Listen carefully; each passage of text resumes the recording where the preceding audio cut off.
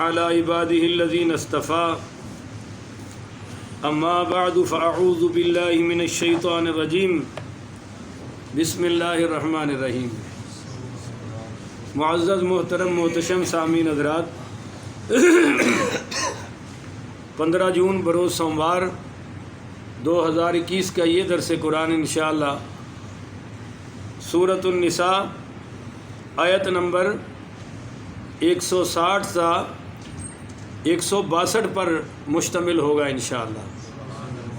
آپ دعا فرمائیے کہ رب کریم مجھے شرح صدر کے ساتھ حق سچ بیان کرنے کی توفیق عطا فرمائے، اور اللہ تعالی ہم سب کو عمل پیرا ہونے کی توفیق عطا فرمائے۔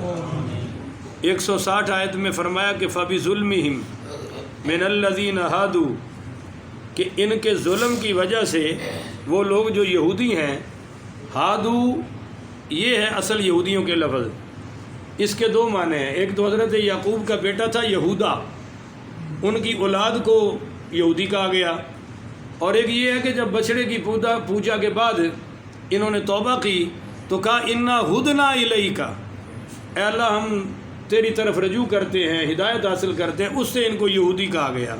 تو یہ ہے یہودی لفظ کی وجہ۔ تو فَبِظُلْمِهِمْ مِنَ الَّذِينَ هَادُوا، ان کے ظلم کے سبب یہودیوں کے، حرمنا علیہم طیبات، ہم نے ان پر حلال چیزیں حرام کر دی، حلال چیزیں حرام کر دی ان کے ظلم کی وجہ سے۔ وہ ظلم کیا ہے؟ کل بھی بیان ہو چکا ہے پیچھے۔ ان کا یہ بہت بڑا ظلم تھا کہ نبیوں کو قتل کیا، بہت بڑا ظلم تھا کہ حضرت موسیٰ پر ہمیشہ بد یقینی اور بے یقینی سے کام لیا۔ آگے کچھ ظلم اور بھی بیان ہو رہے ہیں۔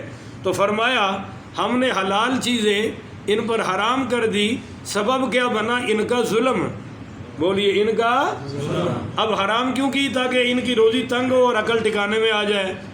بعض لوگوں کو رج راس نہیں آتا، بولو نا جی، رج راس ہے انہوں نے، جو پنجابی دی مثال ہے نا، تھوڑی جی بہتا پی گیا، بہتا لب جائے تو پھر وہ پاٹتے نے۔ اللہ تعالیٰ نے ان کو لگام دے کے رکھی ہے۔ بعض غریبی میں ایسے جی رہے ہیں کہ لگتا ہے کہ سارا قبرستان انہوں نے ہی بھرا ہوا ہے مار مار کے۔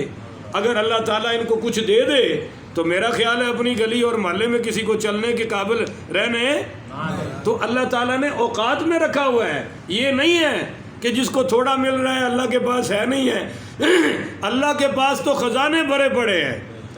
اللہ کہتا ہے اولکم وآخرکم وانسکم وجنکم وحیتکم ومیتکم وذکراکم وانساکم، تمہارے اول بھی آ جائیں، آخر بھی آ جائیں، چھوٹے بھی آ جائیں، بڑے بھی آ جائیں، تمہاری عورتیں بھی آ جائیں، مرد بھی آ جائیں، زندہ بھی آ جائیں، اور جناب مردہ بھی آ جائیں، انسان بھی آ جائیں، جن بھی آ جائیں، قاموا فی صعید، سارے ہی ایک میدان میں کھڑے ہو کے اپنی اپنی بولی میں مجھ سے مانگو، میں سب کی ایک ہی وقت میں سن بھی لوں گا، سمجھ بھی لوں گا۔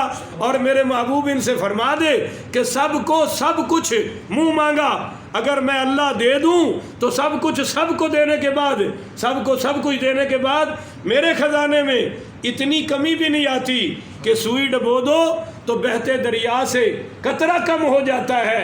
سب کچھ دینے کے بعد میرے خزانوں میں تو قطرے کے برابر بھی کمی نہیں آتی۔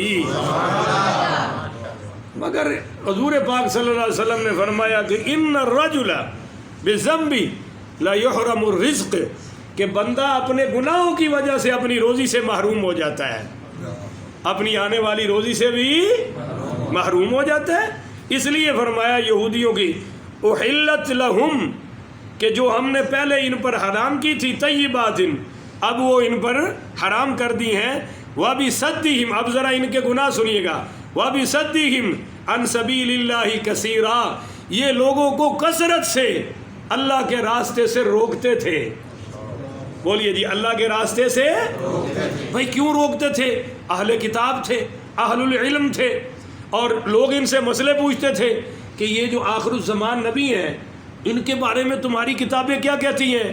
تو تورات میں تو حضور کی ساری صفتیں لکھی ہوئی ہیں، صرف حضور پاک کی نہیں جی، وَمَثَلُهُمْ فِي التَّوْرَاةِ وَمَثَلُهُمْ فِي الْإِنْجِيلِ، اللہ کہتا ہے محبوب میں نے تو تیرے یاروں کی مثالیں بھی تو رات انجیل میں بیان کر دی ہیں، مگر یہ ظالم مسئلوں کو بدلتے تھے، حضور کی صفات چھپاتے تھے اور مسئلوں میں گڈ مڈ کر دیتے تھے، اس وجہ سے کہ یہ اللہ کے راستے میں نہ جائیں، کلمہ نہ پڑھ لیں، مسلمان نہ ہو جائیں، تو فرمایا یہ ان کا ایک بہت بڑا جرم ہے کہ لوگوں کو اللہ کے راستے سے روکتے تھے، اللہ کے دین سے، جیسے ہمارے نیک حکمرانوں نے کرونا کے نام پر مساجدوں میں جو لچ پچھلے سال تلا وہ آپ کے سامنے ہی ہے، تالے لگا دیے، کہا جی 5 سے 6 بندہ اندر داخل نہ ہو، جمعے میں صرف 3 بندے پیچھے ہونے چاہیے، اور کچھ بے وقوف مولویوں نے فتوے بھی جاری کر دیے، انا للہ و انا الیہ راجعون۔